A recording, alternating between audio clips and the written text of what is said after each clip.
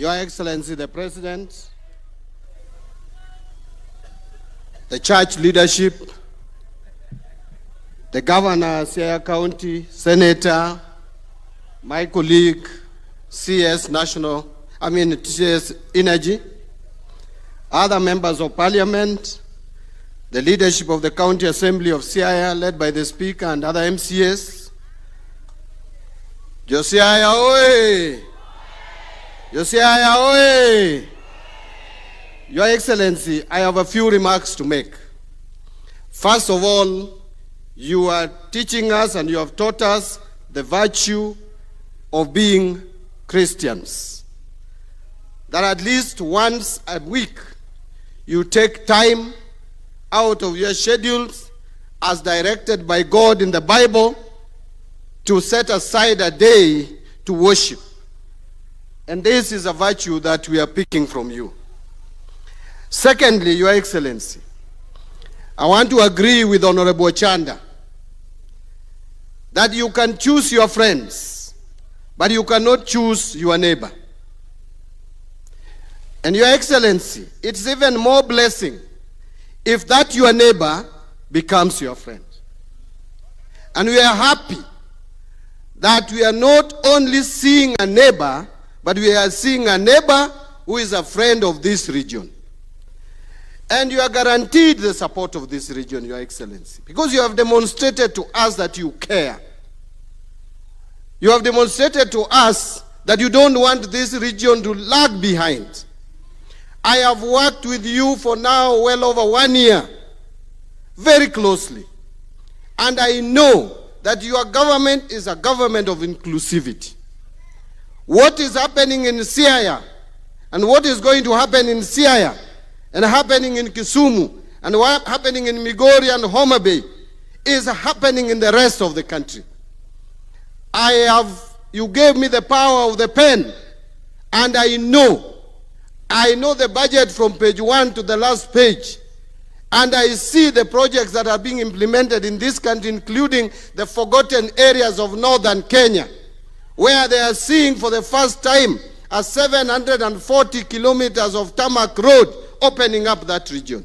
And it is everywhere. You go to Tana River, I was there a while back, two weeks ago, and you can see development across the country.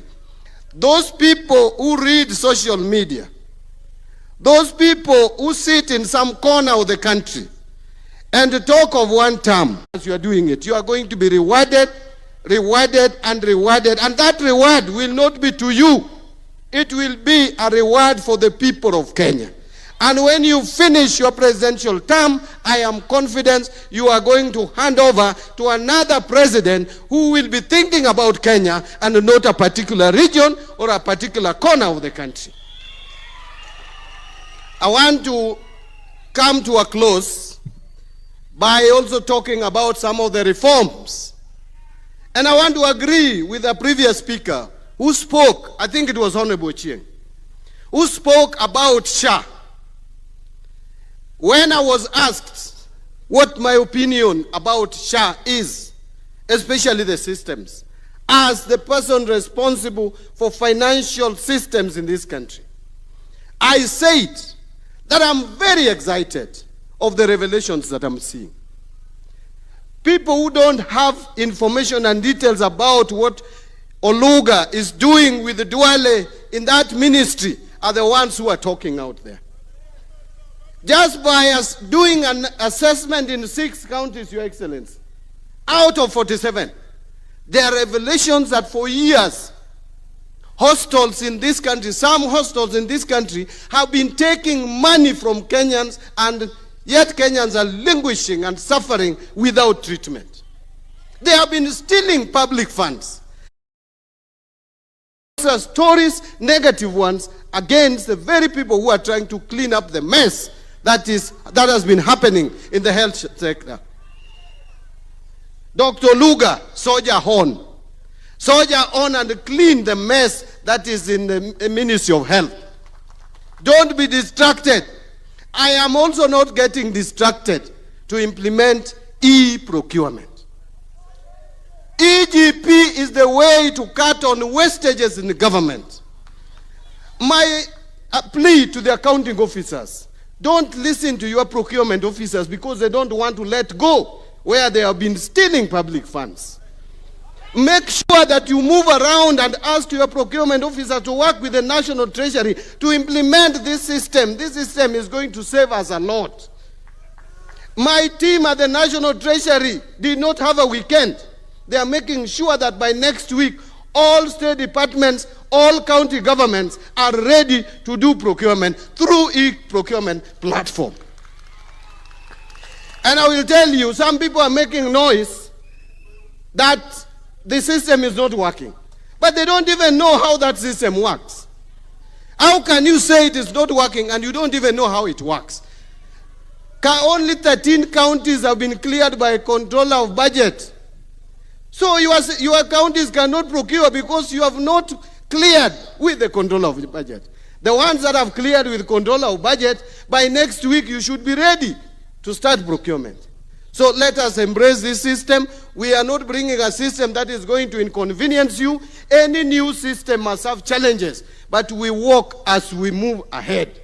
And I see some people reporting, sijui, well, how did they put it? Mbadi's 5 billion mess. That system is only worth $2.9 million, which is about 370 million Kenya shillings. And it was procured in 2022 April when I was still a member of parliament. I did not procure that system. If you thought it was procured yesterday, you are behind the news.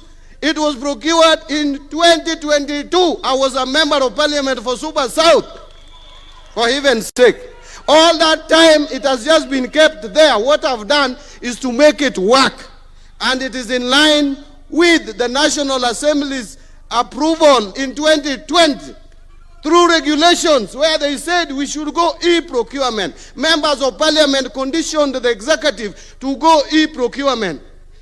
Thank you very much. Embrace this system. Support me, support the government, support us in all our reforms to save Kenyans from fraudsters.